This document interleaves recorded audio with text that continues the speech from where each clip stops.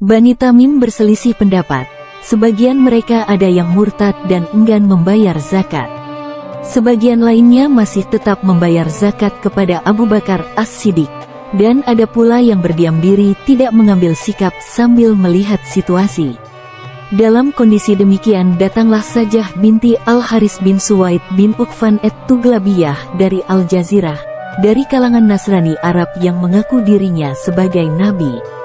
Didukung oleh para pengikutnya dan orang-orang yang bergabung dengan pasukannya, mereka sepakat untuk menyerang Abu Bakar As-Siddiq. Ketika melewati negeri Bani Tamim, dia mengajak Bani Tamim untuk mengikutinya. Ternyata banyak dari kalangan awam mengikuti ajakannya. Di antara mereka adalah Malik bin Nuwairoh at-Tamimi, Atarid bin Hajib dan sekelompok pembesar Bani Tamim. Sementara itu di sisi lain sebagian Bani Tamim tidak mau mengikuti seruannya. Kemudian mereka sepakat agar tidak terjadi peperangan di antara mereka. Namun ketika Malik bin Nuwairoh akan meninggalkan Sajah, ia memalingkan keinginannya dan memberikan semangat kepada Sajah untuk menaklukkan Bani Yarbuk. Akhirnya mereka sepakat untuk memerangi semua orang. Setelah itu Bani Tamim berhasil merubah keputusan Sajah. Ia berangkat ke Yamamah untuk memerangi Musailamah bin Al-Habib Al-Kadzab. Namun kaumnya segan terhadap Musailamah karena mereka mendengar tentang kekuasaannya yang besar. Kaumnya berkata, kekuasaannya besar dan kuat.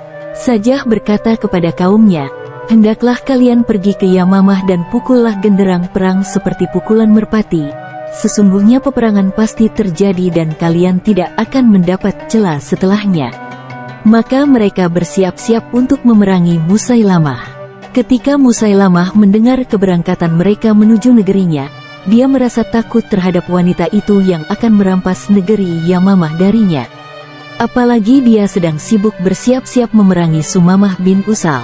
Apalagi Sumamah dibantu oleh Ikrimah bin Abu Jahal dengan seluruh tentara kaum muslimin sedang bermukim di dekat negerinya menunggu kedatangan Khalid bin Walid.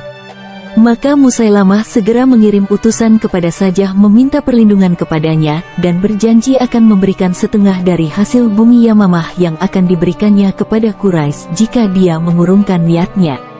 Bahkan dia mengirim surat kepadanya untuk berkumpul dengannya di tengah-tengah kaumnya.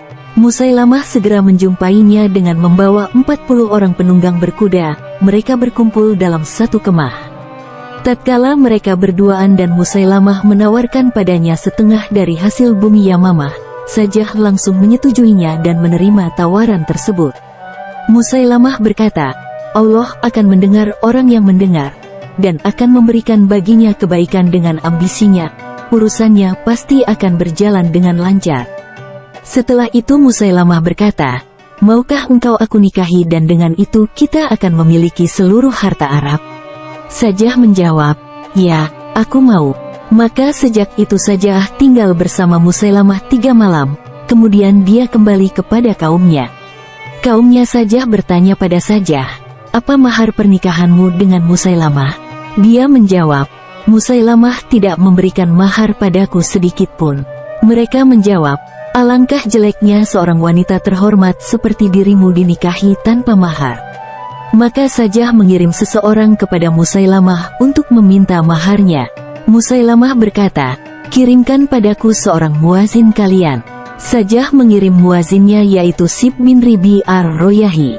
Musailamah berkata padanya, serukan di tengah-tengah kaummu bahwa Musailamah bin Habib utusan Allah telah mengurangi salat yang diajarkan Muhammad kepada kalian yaitu salat subuh dan isyak, dan katakan itulah mahar dari Musailamah untuk dirinya. Setelah itu Sajah kembali ke negerinya tatkala mendengar kedatangan tentara Khalid yang telah mendekat ke negeri Yamamah. Dia kembali setelah memungut setengah hasil bumi Yamamah dari Musailamah. Setelah itu dia menetap di tengah-tengah kaumnya, yakni Bani Tahlib hingga zaman Muawiyah. Dan terakhir Muawiyah mengusir mereka pada tahun Jamaah yakni tahun 40 Hijriah.